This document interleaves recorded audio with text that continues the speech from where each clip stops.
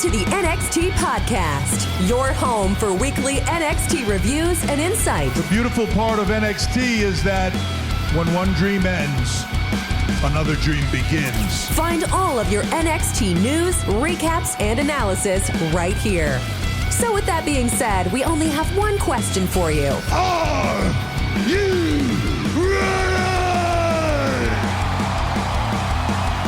We thought so. Let's get the show started right now.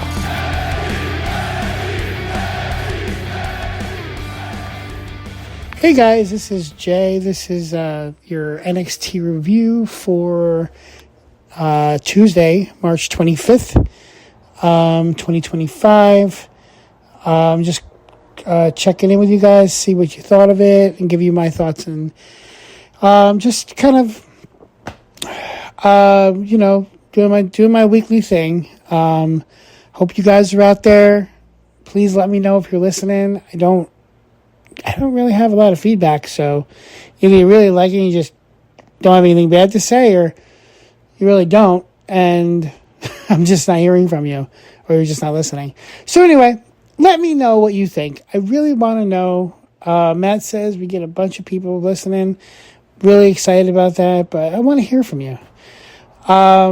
Today we talk about the NXT episode on the 25th of March, and I have to say, it was pretty good. I don't think they're going on the road again anytime soon, between now and Stand and Deliver, which will be in Vegas, but for an episode where it just was in the Performance Center, and there wasn't, I wasn't expecting a whole heck of a lot of things to happen. It was a really good show. A bunch of good matches, and then we're going to go through them one at a time, as we always do, and I'll give you some thoughts. And again, I want to hear your thoughts. Tell me what you think. Sorry if the sound's a little off tonight. I don't have my microphone handy, so I am doing this from my cell phone, which usually I do, but I usually have a microphone attached, so I apologize. So we're talking about, like I said, the NXT from 3/23/25. It is from the Performance Center in Winter Park, Florida. Your commentators are Vic Joseph, Booker T, and a returning Corey Graves, who did Monday Night Raw last week, so he could make it back for NXT this week. Last week before. And then the ring announcer is Mike Rome. And right out of the gate, the first match is for the NXT Women's Championship, and it is Stephanie Vaquer, who now, for those of you that don't know, which I can't imagine you wouldn't know, Stephanie now is the NXT Women's Champion and the NXT North American Women's Champion.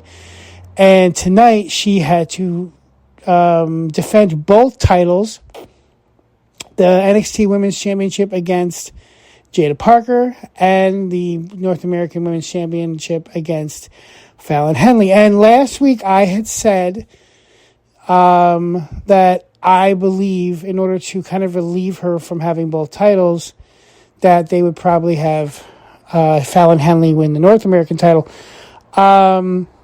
with some shenanigans, but there were shenanigans, but we'll talk about how the match ended later on. So, first match is for the NXT Women's title. It is Stephanie Vaquer versus Jada Parker. And again, I said this last week, and I'm going to say it again. Jada Parker is really good. She's really good. She's not nearly on the level of Stephanie, nor is she on the level of Jordan Grace, who last week she attacked as well. So let's talk about this match. It was, like I said, it was a really good match. Jada's Jada, Stephanie is Stephanie. I mean, Stephanie's incredible. At the end of the match, we've got Stephanie kicking Jada in the face. Stephanie applies the rope-assisted armbar. Then with a springboard cross body block, Vaquer, then with a tiger feint kick, Stephanie then wraps her legs around Jada's neck, and repeatedly drives her, that thing that she does that where she drives the opponent's head into the match. She did that with her 2 or 10 times. Jada then hits a knee lift and then the Falcon Arrow for a 2 count. Jada then goes for the Dragon Sleeper, but Vaquer lands back on her feet. Jada then reverses out of the Irish Whip from Stephanie, and Stephanie hits a spine buster. Jada then slaps Vaquer in the chest. Jada delivers the teardrop, and she gets distracted by Jordynne Grace, who comes out. Parker then turns around, punches Stephanie. Jada then goes for the hypnotic, but Vaquer rolls her up to pick up the victory. So, not much in the way of shenanigans.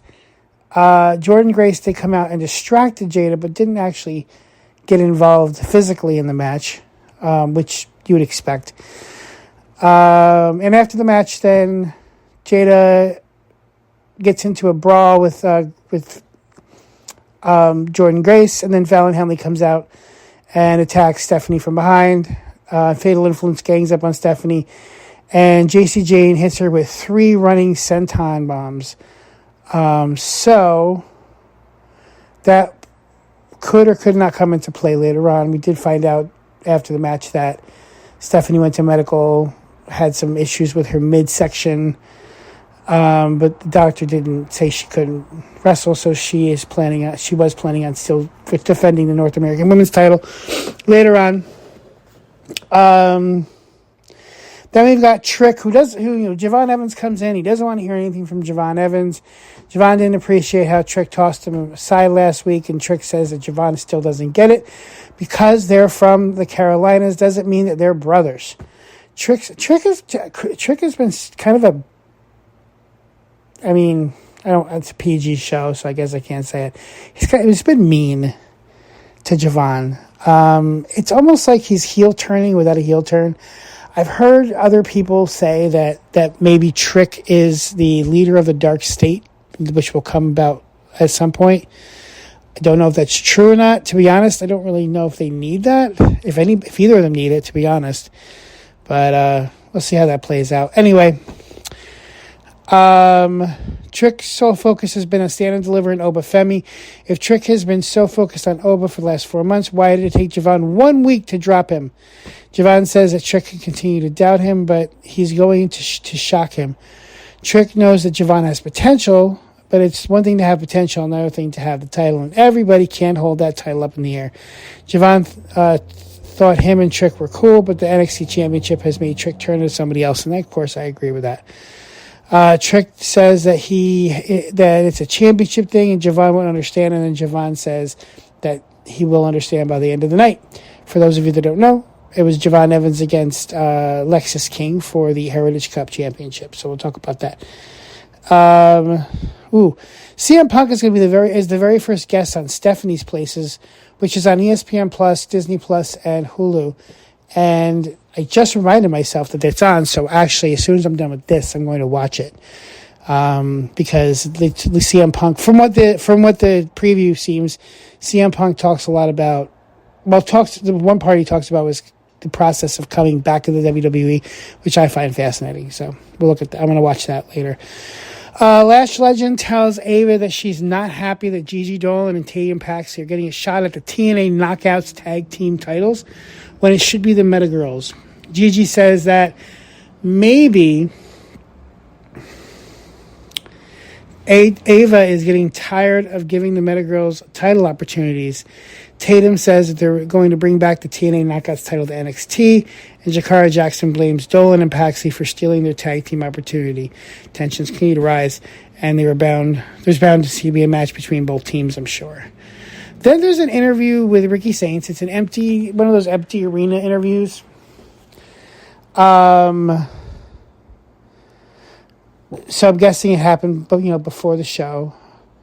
So they sit down with each other. Vic Joseph and Ricky Saints sit down with each other. I'm not going through all the stuff between Ricky and Vic Joseph because halfway through the interview, the interview gets interrupted, and Sean Spears comes out, and he says, "I'll take it from here." And Vic Joseph says, leaves, and Sean Spears says, "Leave, relax. I'm going to sit down, please. We've known each other," talking to Ricky. "We've known each other for a long time, haven't we, Rick?" And Ricky says, "Too long, too long." Sean Spears says, "Yeah, so why don't you think I asked you to be in the culling?" By the way, the culling, I don't get it. I'll look that up at some point. Maybe I'll figure out what it means.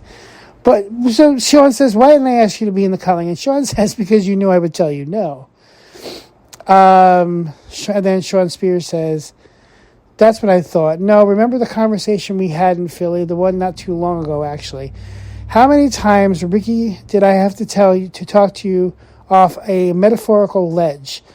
Times when you didn't believe in yourself, all the advice that I've given you over the years, and now the reason I didn't ask you is because sadly you're still the same guy that I left over a year ago. Nothing has changed, and this arrogance of yours is a plague everywhere you go. And everywhere you go, all you do is create a nice long line of enemies, Ricky, and it's all you're doing." So Ricky says, "Wow, you know what's so weird about that is you don't understand the fact that if you want to be number one in NXT or WWE, you're going to make some enemies." Then Sean says, "Oh, I've heard the same thing throughout my career. Do you want to make friends or do you want to make money?" The actual point, that's actually my point with you. It's actually my point. Look at me, Ricky. I am champion here in the WWE, and I have 3 of my best friends who I consider family right beside me. And then they come out and stand beside him. And Ricky says, "The reason why you have a they're the reason why you have a championship. And I'm going to be the reason why I take it from you. You get that?" Sean says, "You are coming for this championship, and you're sure that you want to do that, even though you and I both damn well know that the outcome is what the outcome is going to be. And don't add me to that long list of enemies. You know what I'm capable of. In case you don't work out here, you can always go back. Never mind. We both know you've burnt every bridge, don't we?" And that was a reference to AEW. So the 2 of them were in AEW, and Ricky can't go back, and neither can Sean Spears, neither can Ethan Page. I mean, none of them really can. I mean, maybe they can. I don't know the dynamics, but, there's a reason why they all left. And I don't know of one individual, maybe Andrade. I don't know of one individual that has come over from AEW. Now, granted, Andrade came back, but that has gotten a bad push. Especially the guys in NXT, but then there's Cody. Obviously, he didn't get a bad push. He got the best push. You got Sean Spears, Ethan Page, Ricky Saints. They're all getting pushes. Naomi came from TNA, but still, she got a push. She's getting a push now. Took her a little while, but she's there. So, yeah. So Ricky says, "Well, I guess I better win, huh?" Then we go to the locker room where Dyson DuPont and Tyreek Igwe are poking fun at Ricky Saints' decision-making. Wesley then says that sooner or later Ricky Saints will realize he is not the guy around here. And then Cale Dixon says that Ricky is pulling an Ethan Page right now. Page then threatens to knock out Dixon in 2 seconds. Page says that Andre Chase should teach Dixon and Uriah Connors that their words have consequences. Ethan Page actually forgot that Chase U is closed. Then Chase says that maybe he should teach him about sensitive guys like Page that can't handle the truth. And then Page responds, "And we'll see," and walks away. Then we've got a really quick thing with the Motor City Machine Guns kind of hugging Hank and Tank. Like, I'm guessing there was something on social media between the 4 of them, but I didn't see it. And then they just kind of hugged Hank and Tank before they went out. So that does come back around later on. So the second match we have is Hank and Tank versus DuPont and Tyson DuPont and Tyreek Igwe with Wesley. And I don't know. These guys, all 4 of them, are just okay. This is an example of not every match can be good. I know what they're trying to do with Hank and Tank, but it's kind of annoying. That's just my own personal opinion. And now they have Hank and Tank on this lose. So Hank and Tank did end up losing. They're trying these new things now to make themselves better, but it just ends up ends up having them lose. But yeah, Hank and Tank, they end up taking the loss to Tyson and Tyreek. Okay. Oops. Give me 1 second. Uh-oh. My website messed up, and I am trying to get it back up, so I apologize. Give me 1 second. I have nothing against Hank and Tank specifically, nor the other. The tag teams, aside from Fraxium, the tag teams in NXT just stink. They're not good. They need more. They need more. What's going on? Did something happen with my internet? That would really stink. All right, I think I got it back up and working now. Let's resume. So after that, we have a backstage interview with Fraxium and Sarah Schreiber. Sarah asked Axiom how he felt to push Gunther to its limits a couple weeks ago. On SmackDown, Axiom says it was a dream come true in his home country, and it's a moment that he'll never forget. Frazier passive aggressively points out that he wasn't invited to Spain for that moment, and Axiom tells Frazier that it was supposed to be a surprise, but Frazier has a big mouth and he wouldn't be able to control himself. Frazier then said that he was in Barcelona. If he was in Barcelona, maybe Axiom would have won that match. And Axiom looks at the Titantron, and it's Obafemi arriving to the PC parking lot, and he is not happy. So the third match we have is Alexis King versus Javon Evans for the WWE NXT Heritage Cup Championship. This was a really good match. Alexis King put on a show. Javon Evans. I mean, come on. Like, this guy.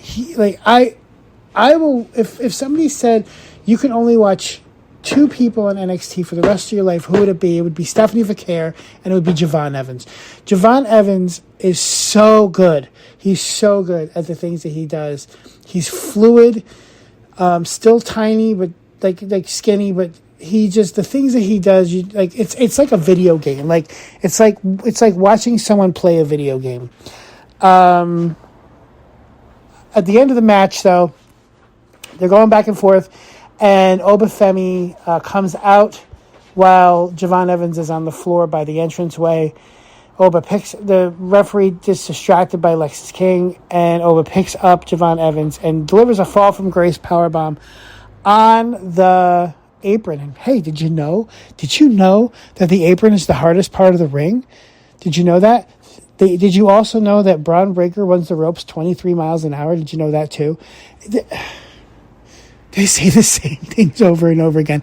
Although I noticed Michael Cole hasn't been saying the whole Braun Breaker 23 miles an hour thing. So maybe we've gotten past that. I don't know. Anyway, after that happens, referee counts 10 and Javon Evans gets counted out. And then Oba continues to just beat the crap out of Javon Evans. So,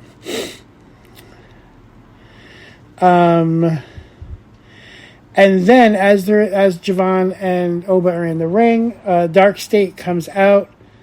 So lights go out, Dark State's lights go up, and Trick comes out. And by the way, Oba and Javon Evans, they don't even pay any never mind to the fact that Dark State is standing out there. They're just standing there. And then Trick comes in and looks like he's trying to give a trick shot to Obafemi, but he actually misses and gives it to Javon Evans, who then wipes out of the ring between the ring and the ring announcers, not the ring announcers, the commentators. So needless to say, it looks like they're maybe building to a triple threat.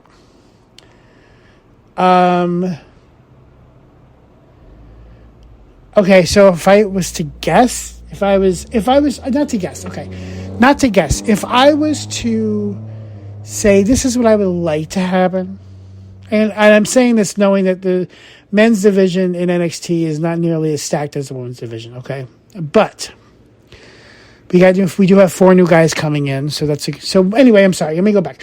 So what I would hope that would happen is at Stand and Deliver, Javon Evans would win the NXT title, but Oba and Trick would then go up to the main roster. Oba and Trick are both at the point now where they can graduate. And I know Oba hasn't been around for very long, but he's at the point now where I think that he would give a run for his money to most everybody. And by the way, Trick can start in the mid card with going against Carmelo and Andrade and the other guys or whatever, depending on what brand he's on. Oba needs to come up and start right at the top. I want him to come up and see Seth Rollins and beat the crap out of him. I want him when Bronson Reed comes back. I want to see Bronson Reed and Oba Femi, please. Even in just a one-shot match, see Oba Femi versus Braun Strowman. Like, there's so many things. Granted, I know these aren't high level that I'm saying, but he's ready. The man is ready. Like, please, like his presence, his aura, the way he just destroys people elegantly. Like, it's not like Braun Strowman destroys people, but Braun Strowman destroys people clumsily. But Oba Femi does it with finesse. They just need to move forward with both of them. So in a perfect world, there'd be a triple threat match. Javon Evans would end up taking the title at Stand and Deliver, and then both Oba Femi and Trick Williams would move on. That's what I think would be really cool. And then have Javon Evans and oh my God, Javon Evans, Ethan Page, Sean Spears, have all those guys kind of run NXT for a while. Who knows? I'm not the booker though. Anyway, the bottom line is the end of the match. It was Lexis King winning via count out. Okay, just to go back to what I was saying. Then we have the 4th match of the night, which is Metaphor Girls versus Gigi and Tatum Paxley. By the way, Gigi looks thinner. Like, she looks good. Like, she looks really good. The last time I saw her, like not the last time, but before she came back recently, like she didn't look as thin. Like, she looks really good. I'm like, whatever she's doing, keep on doing it, Gigi. Whatever you're doing, keep doing it. This was a great match. The Meta Girls are so good. And I really liked the Gigi and Tatum combination. They are going for the TNA Knockouts title. I don't know who the champions are, so I can't sit here and tell you. But this was a great match. And so the end of the match, Tatum and Gigi do a what's it called? The Cemetery Drive. It's their finisher, their tag team finisher, which is, by the way, tag team finisher with their own names, I'm all for. Like the 1D the other night, haven't seen in a year and a half. But like, I love tag team finishers with their own names. However, it seems that, and I understand why, Lash Legend is a presence, okay? Lash Legend is a presence, and eventually, again, she also will, they kind of already started it with them last year being in the tag team division in SmackDown, and then going to, and then Lash being in the Royal Rumble. I don't think that was a mistake. I think they're expecting big things from Lash. But because of that, every time the Meta Girls lose, then Jakara Jackson gets pinned every time. If you go back and you watch Metaphor Girls matches, I don't remember a match where Lash Legend got pinned. Understandably so. I understand why. Maybe that'll come back to haunt them later on, as a tag team. But Jakara Jackson, from what I remember, always takes the pin between the two of them. Something to look out for, actually. So the winner of the match was Gigi and Tatum via pinfall. Then we've got Tony D'Angelo wants intel on Dark State, and the Don knows that he can count on the family. Don asks Stax if everything is all right, and he's the underboss for a reason. He'll never forget what the Don has done for him in the past. And Stax says the Don can always trust him. Then we got the Motor City Machine Guns talking to Hank and Tank, basically talking them off the ledge. Every team has different path, they say. They shouldn't worry about comparing themselves to other tag teams. There's nothing linear in the business. And it took the Motor City Machine Guns a long time to make it to the WWE. It's not time to give up. Hank and Tank tells the Motor City Machine Guns that they will see them down the line. Fifth match of the night, we have Ethan Page versus Andre Chase. They need to figure out what they're going to do with Andre Chase. I mean, I know that it looks like they kind of have a direction, but not really. He comes out, this has been going on for months. Duke Hudson has been released. Thea Hale, not released, nowhere to be found, except on Instagram, apparently, because I do follow her on Instagram and TikTok. She's doing things. She is still alive. She's nowhere to be found. And then you've got these two newcomers, granted, decent seeming guys, but they're trying to pick up Chase's spirits. But he comes out in a disheveled hair, disheveled shirt, dress pants. I don't understand where they're going with this story.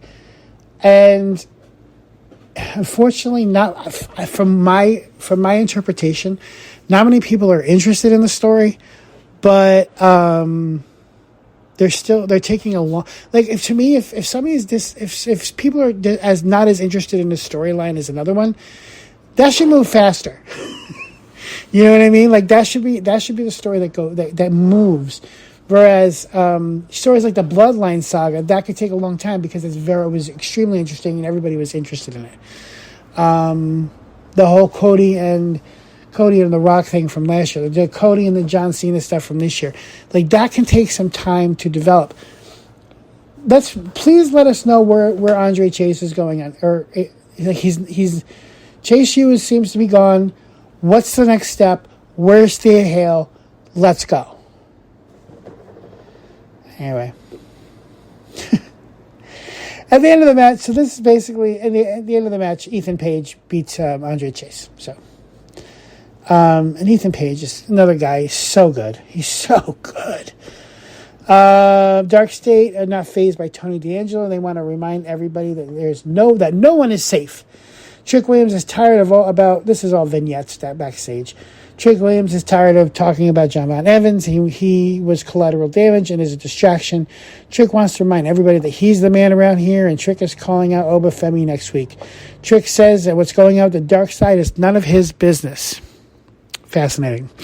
Next week, we have Shawn Spears, who will put his NXT North American Championship on the line against Ricky Saints. I'm surprised they're doing this match this early. I figured the goal was to give Ricky Saints the North American title at Stand and Deliver. So this is going to be interesting to see how it plays out. The last match of the night, we have Stephanie Vaquer, who, mind you, was hurt from an earlier attack by Fatal Influence. She's taking on Fallon Henley for the Women's North American Championship. This was basically 3-on-1. The entire match was interference by Jasmine Nix and JC Jane, and it was don't get me wrong, it was a great match. Otherwise, Fallon Henley's really good. I mean, she's not even nearly the level of Stephanie, Julie, or Jordan, but she's really good. And at the end of the match, what do we got here? So Stephanie does a pump handle suplex. Oh, no. Stephanie blocks a pump handle suplex and shoves Henley into Nix. Stephanie then connects with the SVB to pick up the victory, which is that backbreaker, under the double wing backbreaker kind of thing that she does. After the match, Fatal Influence gangs up on Stephanie, and Jordan Grace storms into the ring to make a save. Grace kicks Jane in the face and uses Henley's leg as a weapon. Grace traps Henley with a spinning back fist and clotheslines JC Jane and hits Grace then with another back fist. Grace then hands both titles to Vaquer, and Grace has a quick tug of war over the NXT Women's Championship. Jada Parker comes out, shoves Grace into Vaquer, and Grace and Parker are brawling with each other, and Grace blasts Parker off the apron with a running hip attack. So kind of like the move that Jada Parker does, probably an insult to her. Grayson has a standoff with Vaquer, and we go back to where the entire women's locker room is demanding a shot of the NXT Women's Championship as the show goes off the air.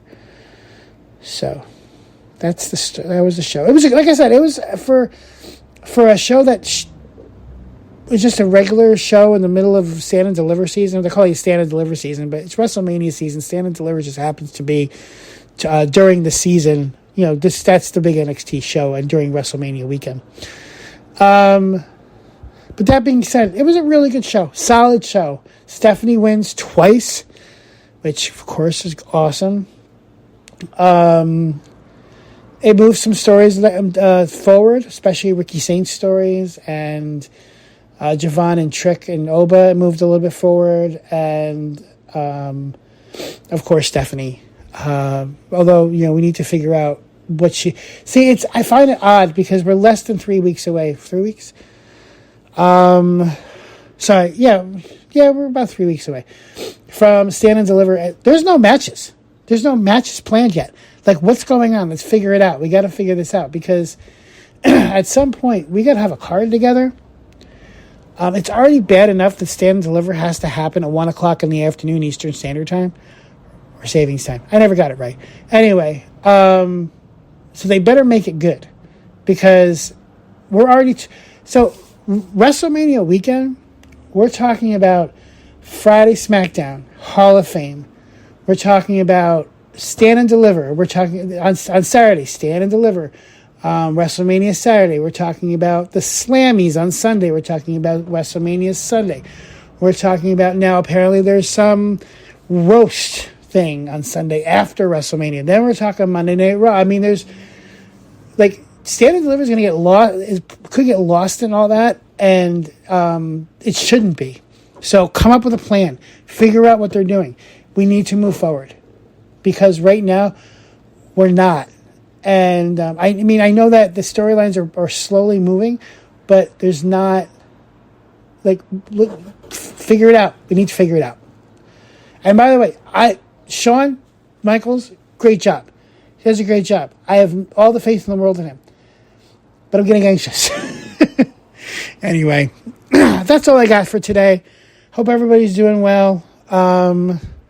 Like I said, WrestleMania weekend's going to be a long weekend, but I do plan on reviewing Stand and Deliver at some point. So, but I also plan on sitting in my parents' living room watching all the wrestling on WrestleMania weekend with my dad.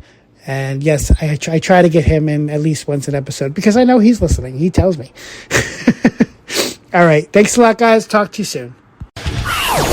Thanks for listening to the WWE Podcast. Don't forget to subscribe on your favorite podcast app so you don't miss a show, or head to WWEpodcast.com. And for all of these shows ad-free, head over to patreon.com/WWE Podcast. Until then, we'll see you next time.